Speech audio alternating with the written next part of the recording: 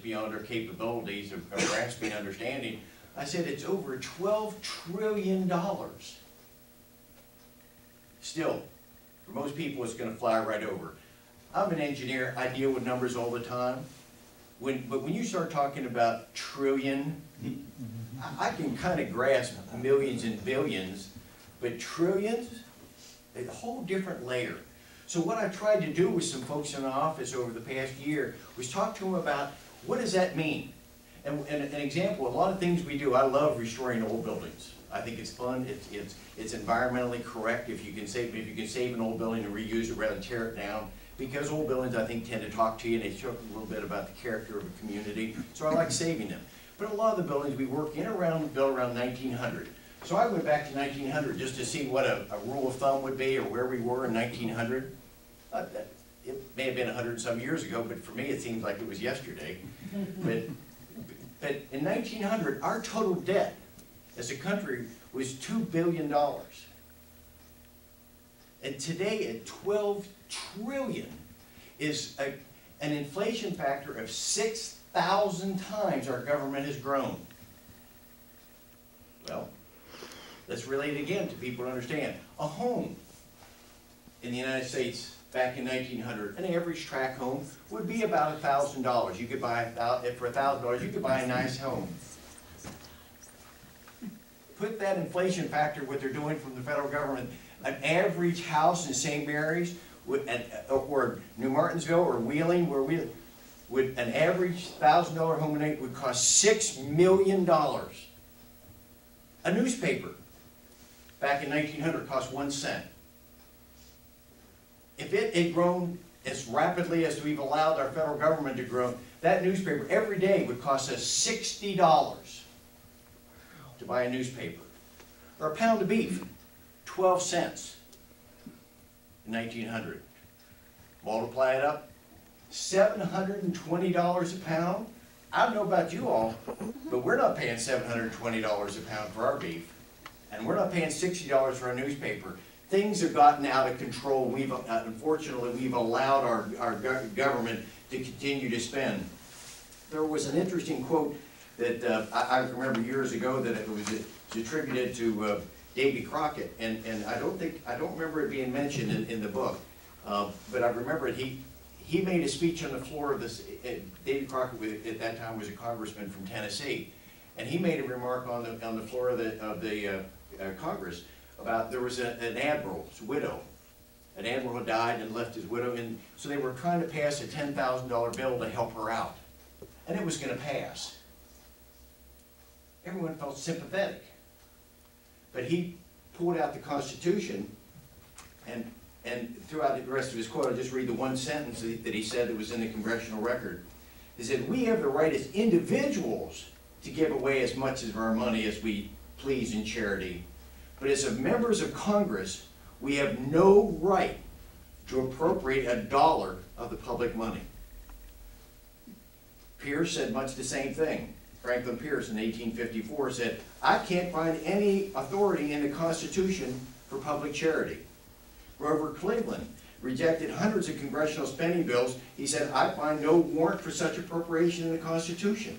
But yet that's what we're doing. And just last Sunday they passed a $1.1 trillion spending package that puts us further in debt. They're trying to raise the debt limit in the country. We were able to, was it success? We got them to stop at 12, but they want to go to $14 trillion? No, this got to stop. Fortunately, there are great articles out there that can lead all of us if we could just get more of the public paying attention. This being one should be taught in the schools to be able to talk about the fundamentals. Yeah. There's another book, if maybe you've read it, is Mark Levin's book that he just wrote. It's very, very timely, called Liberty and Tyranny. Much of the same issues. Fundamentals. Stick to the Constitution. Stop the spending. That's what's got us into this problem. We've just got to have the courage and the backbone to say no. Good book. Glenn Beck's got a good book. book called The Christmas Sweater is another book. I thought, if any of you read Peggy Noonan's book about Ronald Reagan, When Character Was King, great book, just about someone that was under a lot of pressure to do some things and said no. I wish he would have said no more to the budget, because he allowed the budget to triple during his administration. Don't like that. That was wrong. I'm not going to say he's done everything right, but he said no to the right things, but he said no to something. I wish he had said no to some others.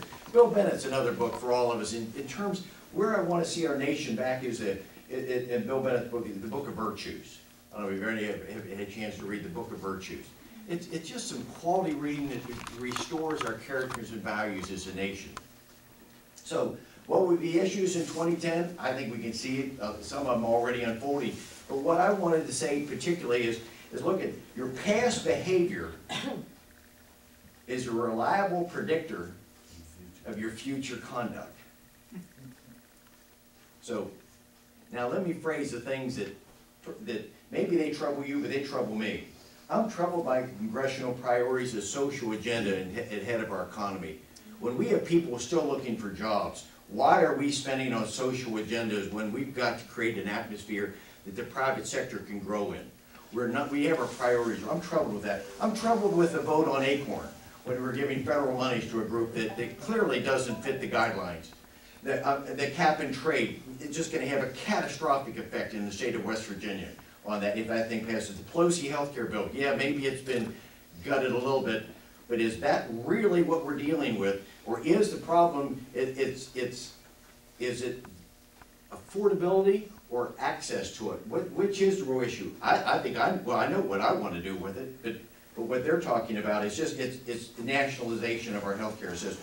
I'm concerned about the stimulus priorities of the government control of our financial institutions and our automobile industry. The spending is just, I've never heard of anyone trying to spend their way out of a recession. That's not how you build an economy. It's not how we build our businesses, go out and borrow money so we can do these things. I'm concerned with the corruption and ethics charges of not just our delegate, but across the, what are we doing about that to get things right? Is that part of our problem with it?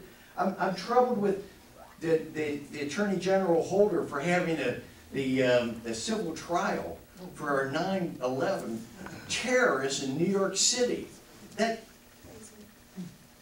What are we thinking about? Past history says that's not what you do. You hold a military tribunal and you deal with the issue.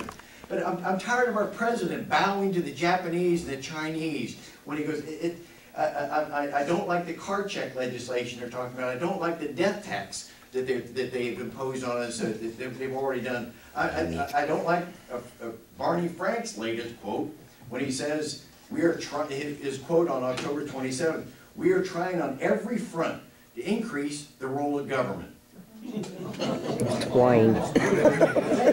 It's weird, twine. He doesn't say his R's right. That's what we're looking for. But Congress is still not listening. August came and went, but they're still out there trying to spend more money. This cap now up to $12 trillion. What I favor, I think we ought to be postponing all social programs until we have our economy under control, giving some direction to the private sector, some assistance so they can go on and let the private sector do what it does best. I want to focus on the jobs. I want to create an atmosphere for lower taxes, smaller government, less intrusive. Look what happened when the EPA when they were given a green light in West Virginia. Clay County. They shut down the mining in Clay County and blamed the Corps of Engineers.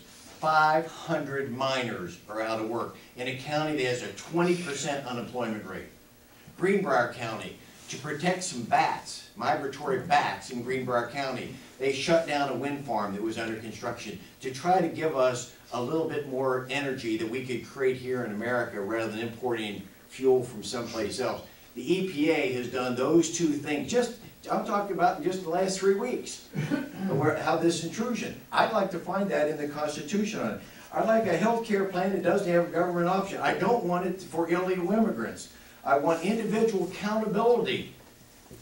Where is that in this bill? There's nothing about individual accountability that responds to people that try to take better care of themselves.